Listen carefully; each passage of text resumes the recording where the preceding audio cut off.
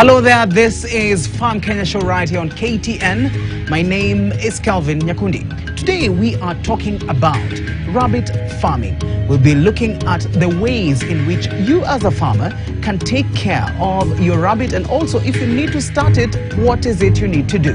We are in Kiganjo at Rovana Rabbit Farm. Join me as we look at the nitty-gritties when it comes to rabbit farming.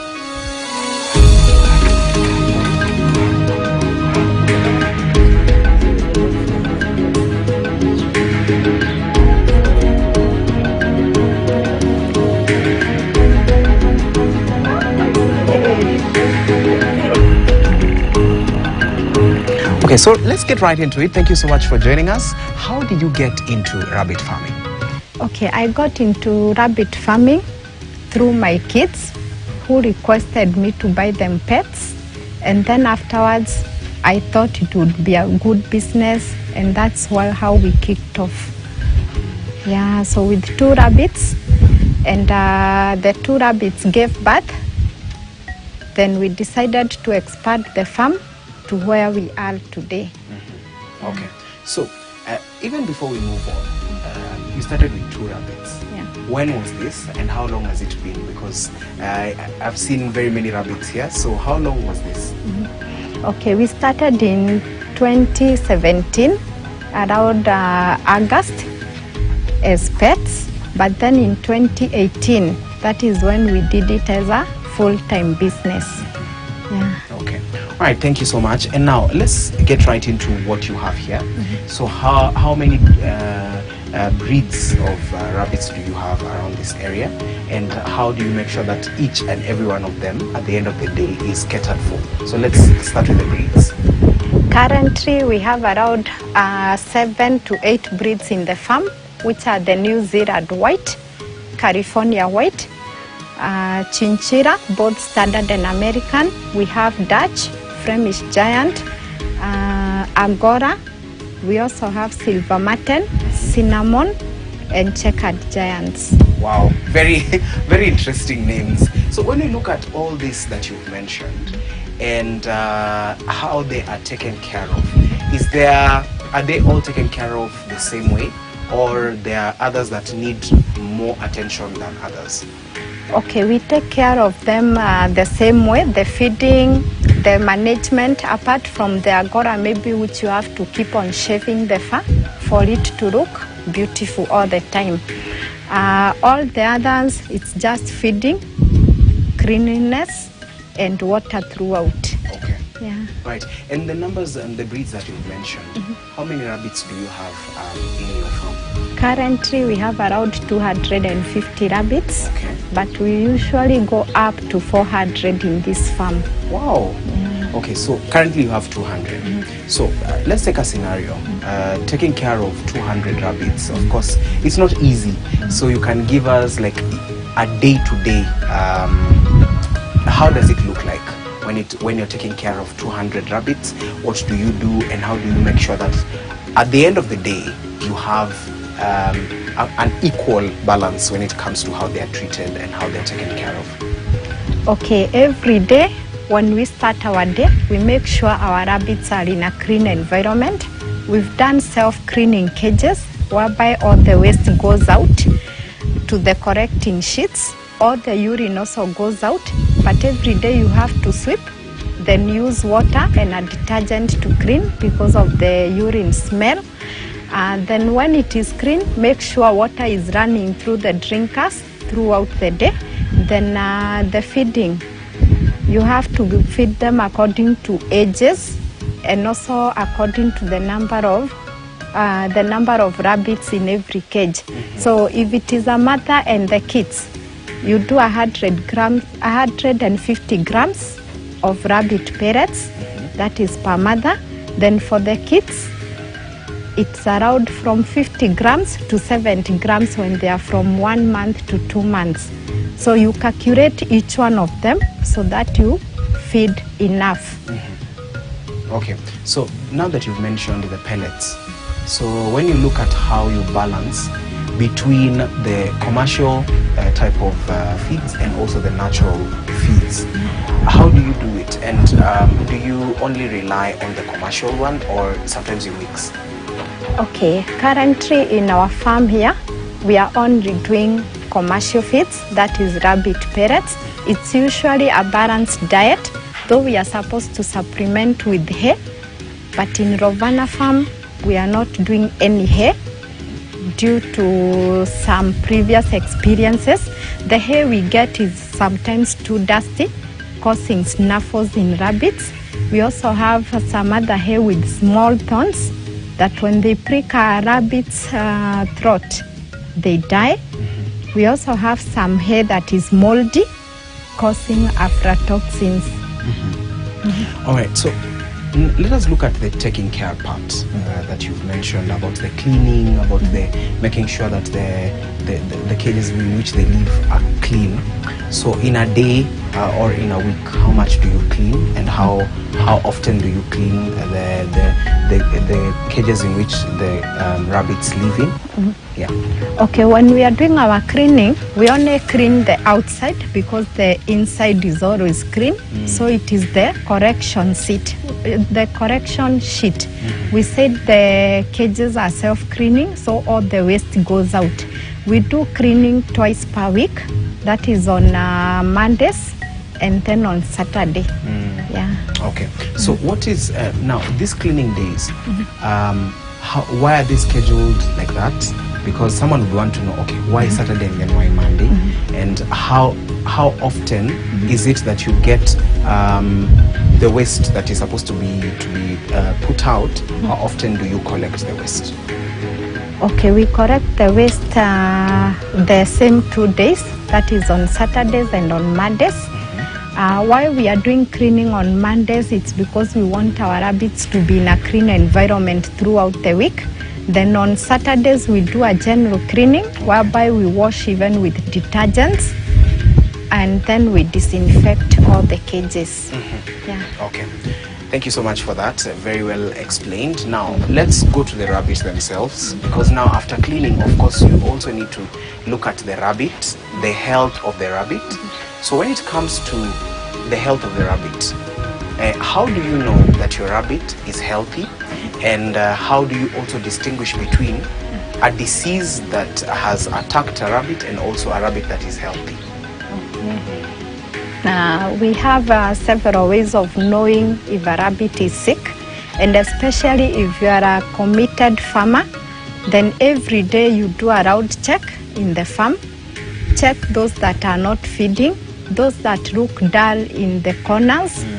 If you find any diarrhea, that is also a sign of a sickness. If you find the droppings within a mucus, it's also a sign of sickness. So it's very much possible to note a rabbit is sick even within the first day if you are surely a committed farmer. There are several diseases that affect those rabbits, and the number one disease we have is snuffles, which we said if you are doing dusty hay or if your cages are facing the wind direction, then again snuffles must be in that farm. Okay, you realize a rabbit has snuffles through sneezing, so much sneezing and a lot of mucus. We also have pneumonia.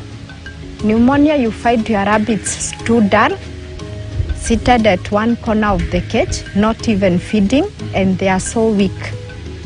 So you are able to note there is a problem very fast, and you must act upon it, because for pneumonia it kills even a whole farm within 24 hours. Then we also have coccidiosis, which you note through diarrhea and also the droppings having a lot of mucus.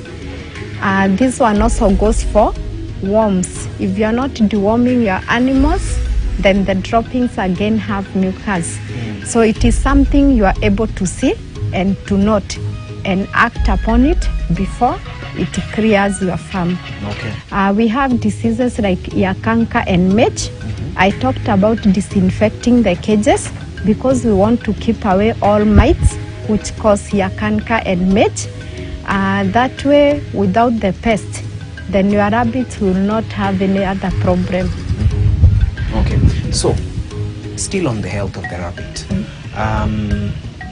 what would you advise a farmer at home to do that maybe they do wrong, especially because you've done this for a very long time, since 2017? I mean, those are very many years, and the things you've discovered as you've been growing this and as you've been engaging in this. So when it comes to the misses, especially in terms of the rabbits, and making sure that they stay away or they are prevented from these diseases, what is it that a farmer can do?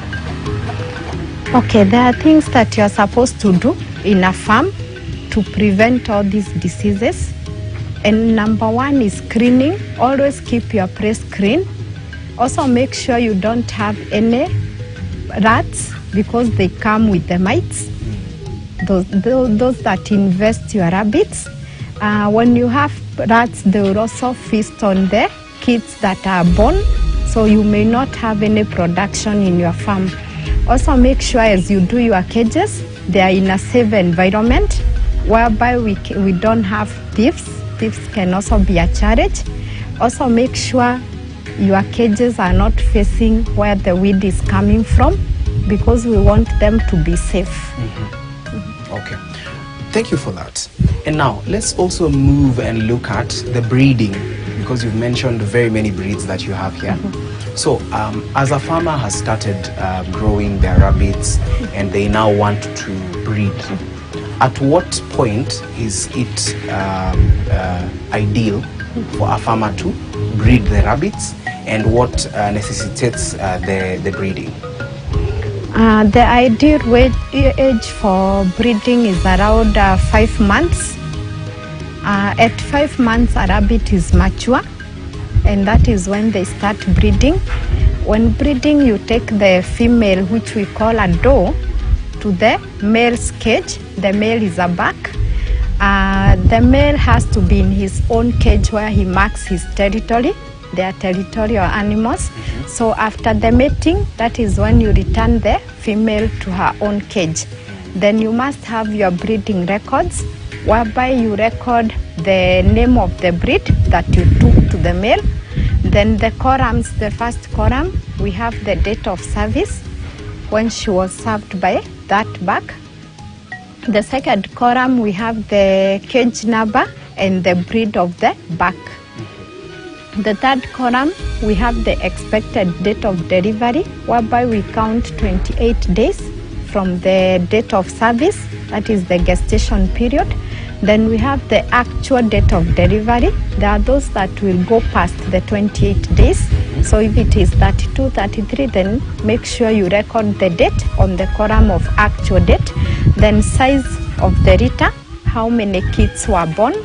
Then we have the last column, mortalities. If there is any that died, just record that. If it is all of them, record. With the breeding records, you are able to know a good mother, that one that gave birth and they all survived. You are also able to know if a rabbit is good for breeding due to what they will give you, the outcome. Also if they got pregnant and if not. Because like you have the date of service, if you go past 28 days and wait for another week and nothing comes, then it was not a successful mating. Okay. Right, and you've mentioned about the female rabbit, the doe, being taken to the male rabbit for mating. So how do you know a good doe, especially now that you've taken the records, everything, you have everything. So what shows you that this is a good female rabbit? And also you can mention to us how much can a female rabbit give birth in a year? Okay, when you are selecting the mothers in a farm, or the does that are supposed to kiddo in that farm, they must be big, well fed and healthy. You cannot use a sick doe for breeding. You cannot use a weak ring for breeding, because you also want to get quality and healthy kids. When you take the doe to the buck's cage, make sure you observe the serving, which takes minutes, but then you can also leave that rabbit inside that cage for around 1 to 2 days. The best serving time is in the morning, early in the morning or late in the evening. During the day, rabbits are always asleep. They are nocturnal animals, so they are more active at night, from 4 to around 10 a.m. in the morning. Yeah. That is when they are active. Yeah. Okay, thank you so much for that. Very, very interesting insights. You know, sometimes when you see these animals, you don't really understand what goes into keeping them. All right, so now let's also move and look at the structures that you have. Because the structure that you have, it's wooden and also there's iron sheets. So would you advise a farmer to use maybe any other different materials in making sure they are taking care of the rabbits, or is this the ideal material that is supposed to be used? Okay, when you are doing rabbit cages, timber is always the best, though sometimes they chew the timber. If you use metallic posts, yes, then they must be galvanized. Anything else will corrode due to rabbit urine. Or else you get the imported cages. We have ready-made imported cages, which are a bit expensive for several farmers. So timber is always the way to go. All right, so timber always. All right, so now that you've mentioned about the timber and the iron sheets and everything else, when it comes to the temperatures that rabbits survive in, you can also give us that and how you maintain and make sure that they are in a good and well-maintained temperature. Okay, rabbits survive in every climatic condition, though sometimes when it is too hot, they get heat stroke. Okay. So when you are housing them, make sure your cages are cool if you are in a hot climate area.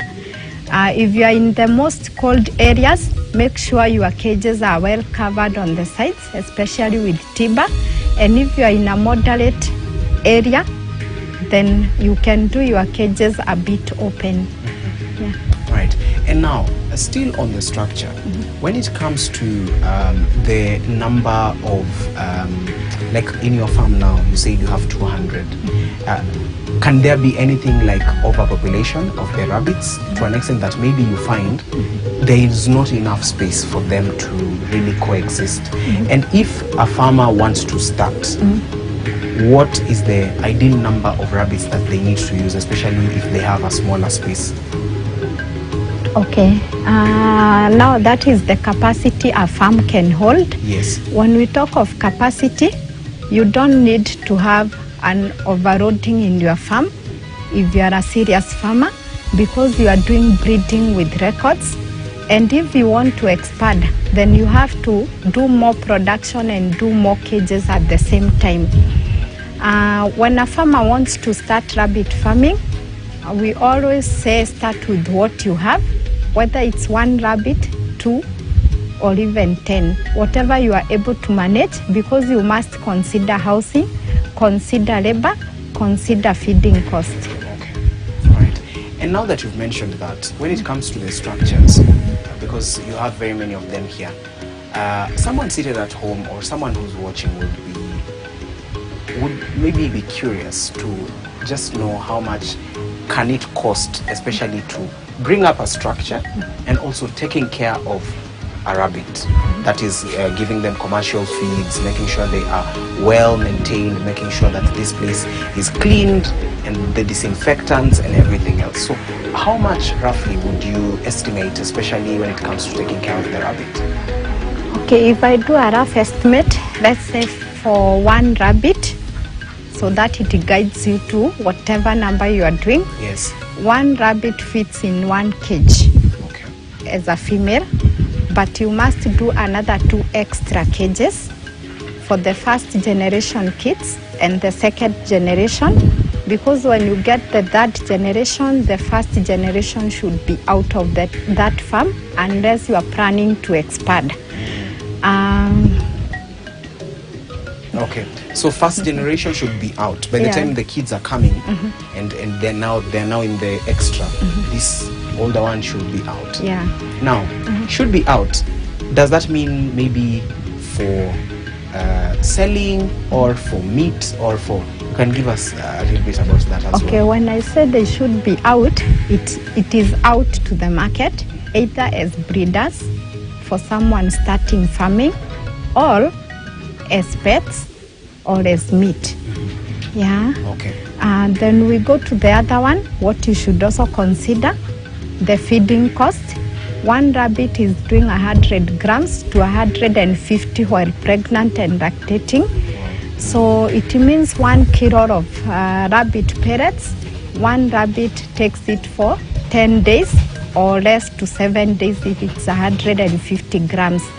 So you must also calculate that, and also put in mind that there are kids on the way. After 1 month, you must calculate the cost of feeding the kids. Yeah. Right, we'll get to the market, but before we wrap up this conversation and go for a break, I would like you to just give us a perspective of the breeding, because sometimes you breed animals and then the outcome is not really what you were expecting. So would you say there are breeds that really don't match when it comes to the breeding system, especially of rabbits? And how do you do that, and how do you make sure that you come out with the best result at the end of the day? Okay, when we talk of breeding, you must note that the only thing you can do is either pure breeding or crossbreeding. In breeding is prohibited. It's not good for the animals, because that is crossing related animals like brothers and sisters, fathers and daughters, or mothers and sons. Whatever you get out of inbreeding has lost all the good qualities due to the interchange of the genes.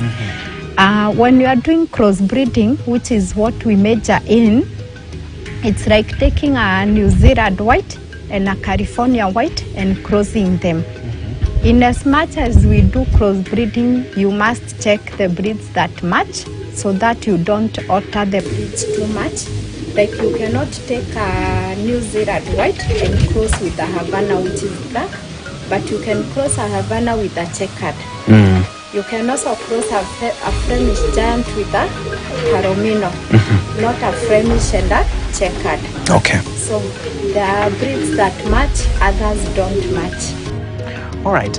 Okay. So now, what happens when you have decided to, the ones that you've mentioned? So if you decide maybe to crossbreed a California one and a checkered, have you tried that before, and what usually happens? Because you can just give us a little bit about that. If someone decides maybe to breed a very different type of sets, maybe, what usually happens? Okay, when you are doing crossbreeding, and I said that is what we major in, you improve the quality of the breed, because like you get the good qualities from the New Zealand, which is the first breed for meat. It grows too big. Then you cross with the checkered, which has also good quality. Whatever you get is better quality than the both. Yeah. Okay. And lastly, before we go for break, I'm very curious to understand what happens in breeding. Like, what is the process of breeding? Because, you know, we are saying breeding, someone might not actually know what happens. Someone might know just, okay, the normal breeding, but now when it comes to rabbits, what is the process of breeding? Okay, the process of breeding, when you select a rabbit that is mature and ready for breeding, you take it to the back cage. And like I said before, have your records where you state the date. When the back mounts, the back falls. When it falls, it's a successful breeding. And again,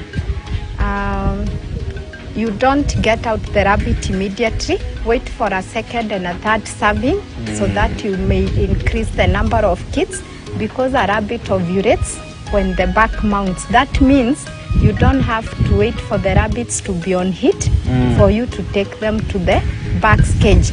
You are able to plan when to take the female to the male cage through your records. And a rabbit should give birth 4 times in a year. We calculate the gestation period, which is 28 days, that is 1 month, and then 2 months of breastfeeding, 1 week of doing some routine check, which is giving multivitamins and deworming, and then you take her to the back cage the second week. So in a year, 4 times. Okay. All right, thank you so much for those very, very rich insights. Now, we're going to go for a short break, but don't go too far. When we come back, we're going to look at, don't want to miss this, the rabbit urine, the importance of that, and also looking at the market. How does the market look in Kenya? So don't go too far.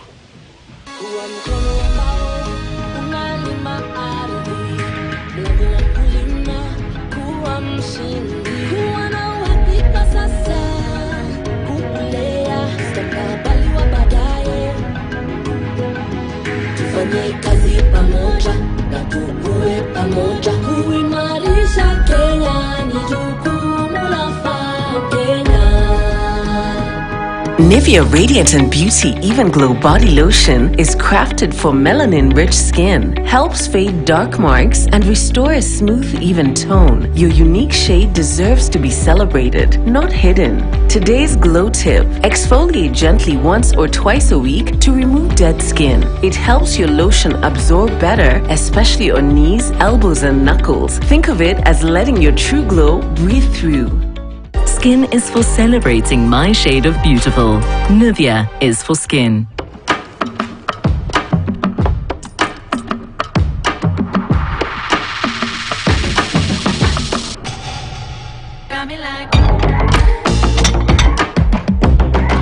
We've got a plan that will take care of everything.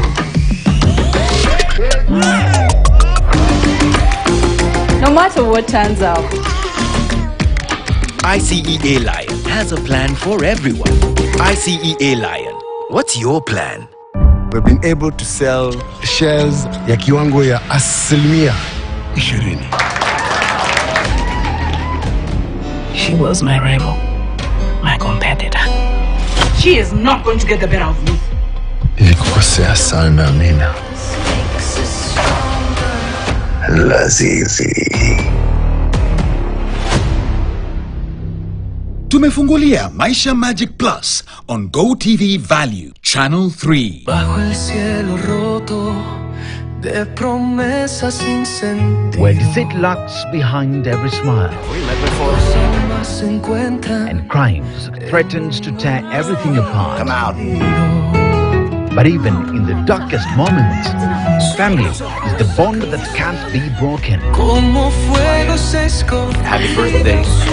When the drama is too much to bear, there's always comedy to heal the heart. You should have let me die instead. I don't have money for another funeral. Silly girl.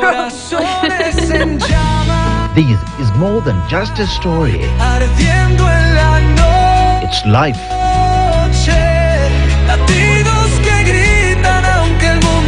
Passion. And redemption. KTN Telenovelas, where every emotion tells a story. Mama Junior, wacha kununua sabuni za majina makubwa, ili hali msafi ni bora zaidi. Huondoa madoa sugu, huacha nguo zikiwa bright na ni nyororo kwa mikono. Chagua smart, value maradufu na msafi. Every year, universities churn out graduates in fields saturated, misaligned, or entirely disconnected from real talent and demand. And wonders why you invest billions of dollars in education and end up with jobless youth and frustrated adults with mental health problems. This is something that must be looked at and must be looked at very seriously. How did we miss out to know that the origin of knowledge is in talent? But what if there was a way to know with scientific precision your true gift, your natural intelligence, your ideal career? There is, and it's called Anthropobiometric Talent Assessment.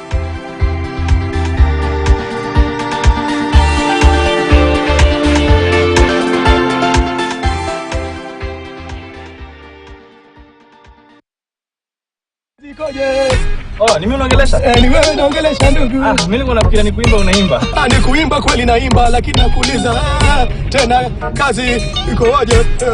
Wewe ni nani? Unabeba hapa kama nani wewe? Hii ni stage na si ya mtu. Toka hapa. Toka hapa.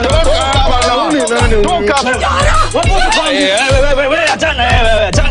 Ama utafanya nini? You dears. My hostess. Yeah, Jezebel. Kumbe unaitwa you dears. Unaniaibisha mbele ya my family. Several times. 550 only. No, you have been a good person to me. Lazima nikuongeze ka kitu bana. Uko shule. Wewe lipa gari. How much? 50,000. Unataka donate? Tiliati. Mnanipeleka madhara ndio mali yangu mkule vile mnataka. Hakuna mnadanganya ati this for my own good. Ni wewe ulimaliza maji kwa fridge? Ukarudisha kibuyu bila maji? Serious. Unanipigia hizo madrama nikiwa job? Wewe hajalipa gari. Unataka kulipa? Unafaa nikuitie polisi wewe. Nonsense. Toka hapa.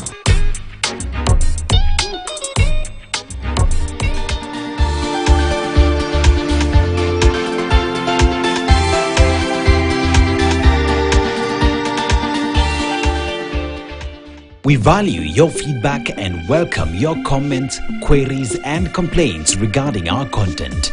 You can get in touch with us via SMS on 22151, call 0719 012 111 or 0732 142 000 or email feedback@standardmedia.co.ke.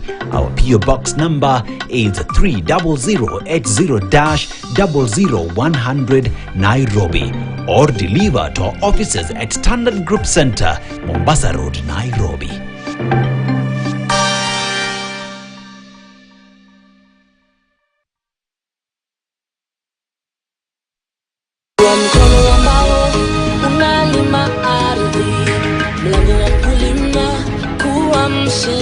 Kuwa na uhakika sasa, kukulea stakabali wa baadaye. Tufanye kazi pamoja na tukue pamoja. Kuimarisha Kenya ni jukumu la Kenya. Welcome back. Remember, we are talking about rabbit farming, and this is Farm Kenya. Don't forget that. Now, let's continue with the conversation. And we were earlier speaking about the taking care of the rabbits and all this, the way the structure looks and everything that goes into taking care of the rabbit. Now, let's look at the byproducts of rabbits. Now, give us all from especially what you can take from the rabbits, the droppings, the urine, what it usually does. Okay, when we look at the byproducts of rabbits, number one is meat, because that is the major reason we are rearing rabbits, to get meat, which offers food security for our country. Then the other byproduct is rabbit urine and rabbit manure, which are both used in the farms. The rabbit manure for the crops, and then the rabbit urine as a pesticide and also as foliar, whereby you mix it with water into a ratio of 1:5 or 1:10, depending on how concentrated it is. There are several places you find it already mixed with water from what the rabbits are taking, so you must take note of that if it is pure urine or it has water already. Then the other byproduct is the skins, whereby you can tan them and also make saddles, mats and bags. Yeah. Okay, so let's look at these byproducts. When it comes to the urine, let's now focus on the urine because it's a pesticide and very many people usually want the rabbit urine. So how much do you collect in your farm, and how do you make sure that you have collected the urine and also the droppings? You can give us a little bit about that, because I can see you have an area in which you usually collect. Yeah. Okay, when we collect the urine in our farm, it's about 20 liters every day from all the rabbits. So, and urine, like I said, is used as foliar, top dressing and also as a pesticide for white flies and aphids in several crops like the pawpaws, the oranges, and also on your vegetable garden. It works wonders. So you find your vegetables with big leaves because of urine only, and also so green. For the pawpaws, you will not find the whitish thing on top. They are always very clean. The oranges the same. And now, when it comes to applying in the farm, the rabbit urine, you can give us some little lessons here, because you've said about the kales and also the pawpaws. How often do you need to apply the urine, especially if you're using it as a pesticide and also as a foliar, the way you've said? So how does that happen? Okay, when you are using it in the farm, like I said, mix it with water first so that it doesn't burn your crops. It's so much concentrated. So the ratios of 1:5. Spraying on your crops using a spray bottle or the knapsack sprayer, whereby you have to sieve it first so that you get out all the other waste, that any droppings in the urine which cannot pass through the spray bottle. Then the other thing, as you are doing your spray, make sure you get a herbal sticker so that after spraying, it doesn't go off immediately. Those who are in farming know about sticker. You mix it with any pesticides. But now if you are using an organic rabbit urine, then you must also use a herbal sticker. Yes. Okay, thank you so much for that. Very good insights. And I believe someone at home can try and do something like that. So, the meat that you started with, when it comes to how healthy the meat needs to be, what shows someone that the rabbit meat that you've gotten or you've bought is healthy, it's good, and it's safe for consumption? Rabbit meat is lean meat, though with unsaturated fats that you're able to peel off. Then the meat has good proteins. It's the highest when we talk of all other meats.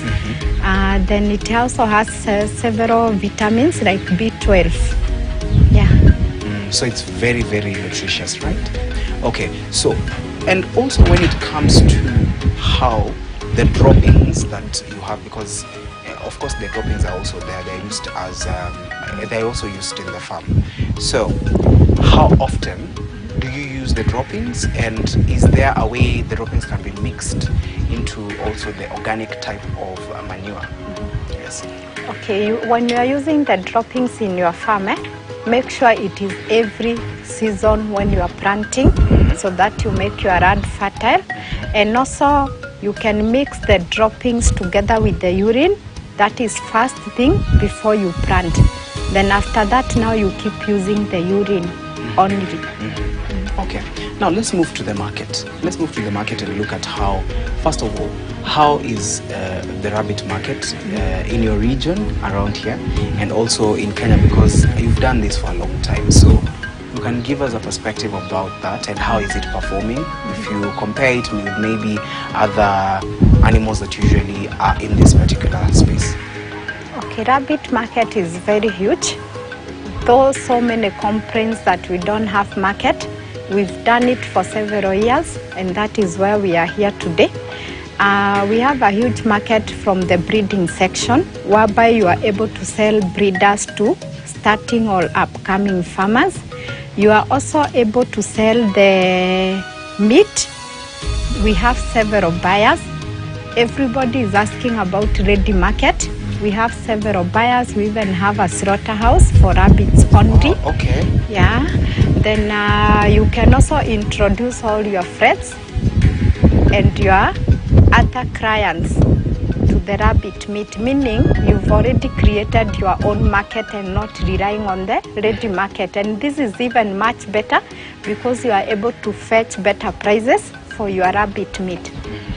Then we are also selling rabbits to schools, high schools and universities and colleges, whereby they use them for practicals. So that is also a market. there are people buying rabbits for pets. It's also a market on its own. Okay. And now that you've spoken about selling, when you look at a mature rabbit, how much do you sell it for? And also to the retail shops that maybe are going to be taking that, the schools, the hotels, how do you package it for also that particular type of demographic? Okay, when you are selling your rabbits, you must think of your target customer. So if it is for breeding, make sure you have the quality breeds, whereby a mature rabbit goes for 3,500 shillings. We also have people buying the young ones, like the 2 months old, which goes for 1,000. Then when you are selling now to the schools and the colleges for practicals, it must also be quality and a healthy rabbit. When it comes to meat, you choose your clients wisely.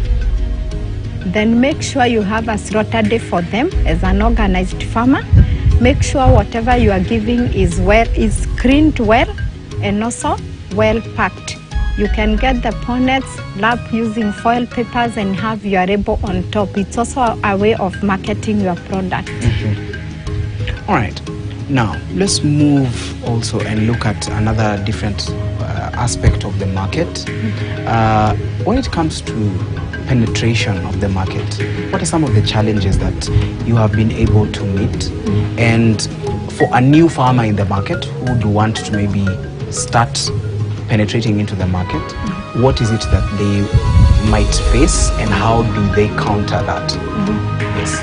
The biggest challenge as you try to penetrate the market, especially the meat market, is that you are asked to sign contracts, and you may sign a contract and not have enough rabbits to supply the meat consistently. Now that one, unless you are willing to become a buyer and you start buying from other farmers so that you are able to sustain your market. So that is one of the main challenges. We don't have enough rabbits to keep supplying consistently. Then the other challenge, when you are selling your breeding rabbits, make sure they are not sick. A challenge that we have in several farms, whereby you are not able to get any breeding rabbits from them. Right. And now, with these challenges, and how you've mentioned there are no enough rabbits, of course also the market has its own challenges. But when you look at this other side of the market, where now you have a good clientele, you have your rabbits are going. When it comes to that, how much in a month, when you calculate, how much are you making in a month if you're doing very well? And also, how does that look in terms of returns or profits to you as a farmer? Okay, when we talk of profit margins, it depends on the number of rabbits you have in a farm. So that is what dictates the number of rabbits you are supposed to sell every month or every week. I may not have an exact figure of what you can make because it entirely depends on how many rabbits you have. But it is profitable because every profits are counted even from one rabbit. Calculate in a year, it has given you kids 4 times. So you already have some rabbits for meat, and that is already profit. All right. So you as a farmer, what is the biggest challenge that you faced as a rabbit farmer? And how did you manage to seal those gaps in those challenges? Okay, the biggest challenges I faced as a farmer, number one was the hay part, whereby it would be too dusty and with so many thorns, and we were losing so many rabbits in the farm. That is in 2018. But then after I stopped giving the hay, everything is okay. The other challenge that I have as a farmer is feeds. Sometimes we don't get feeds from the production companies, whereby you have to keep shifting from one brand to another. and again it doesn't do so well, because you find the more you keep shifting, the more you are changing the diet of the rabbit. Sometimes you get them having bloated stomachs. Right. And what advice would you give a farmer who is starting from scratch? They now want to get into rabbit farming. They don't know especially what is supposed to be done. So what is the how to start a rabbit farm? As a farmer willing to start rabbit farming, number one thing you should consider is going for a training in a farm setup. Make sure you learn about how to construct your cages, how to manage your rabbits, the breeding, also the feeding part, diseases that you can manage, and ways to prevent and control them, and also get some market insights so that you don't get stranded with your rabbits once you are started. Once you do the training and you have all that in place, make sure you get your breeding stock from a farm that has healthy animals, because you cannot start treating diseases instead of starting production. Your aim was to do production, not to cater for any diseases. Then from there, when they are well managed and they are up to the right age for slaughter, make sure you get a market that you are able to sustain, and a market that also recognizes rabbit meat. Okay.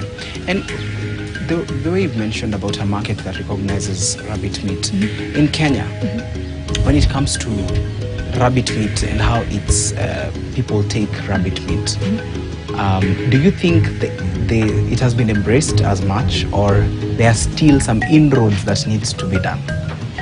Okay, we still have a lot to do. Though people have embraced rabbit meat in a big way, but we still have maybe some communities that still think rabbits are pets. We also have the vegetarians who don't believe in meat, and so to them slaughtering a rabbit is very much illegal. If you are selling like to the Muslim community, then it has to be halal. Maybe just in a simple way, get a Muslim guy to do the slaughter himself. That way you are able to sell to them. Okay. And in a year, of course, we have different seasons in a year. When you look at how the different seasons behave with the rabbits, which is the best season for you as a farmer? And how do you manage the season that is not maybe as favorable to them as the other?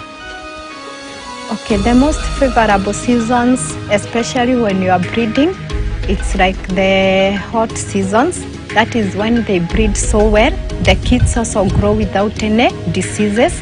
And like during the cold seasons, especially the months of May, June, July, when you breed during that time, then your kids must be in a very warm place, otherwise they die of cold.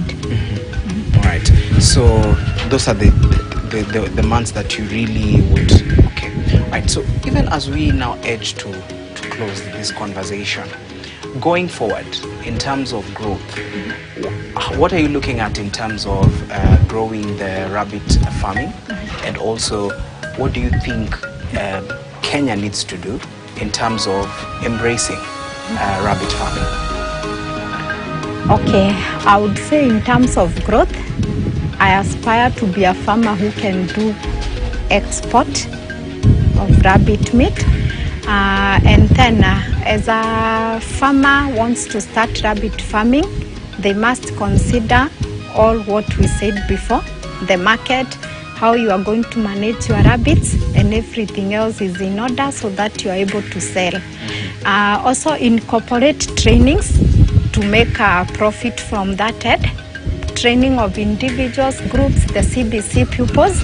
You can also sell all other accessories like the construction mesh, the drinkers, and the feeding bowls.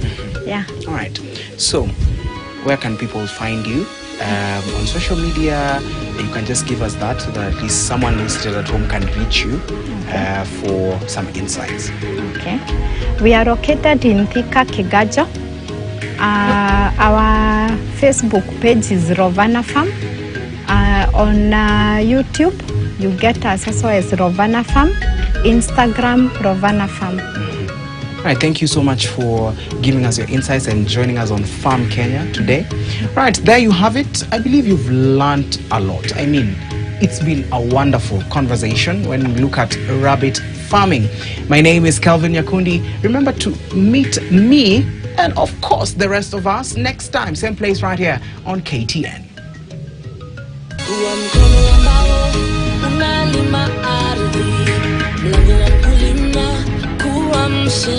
Kuwa na uhakika sasa, kukulea mustakabali wa baadaye.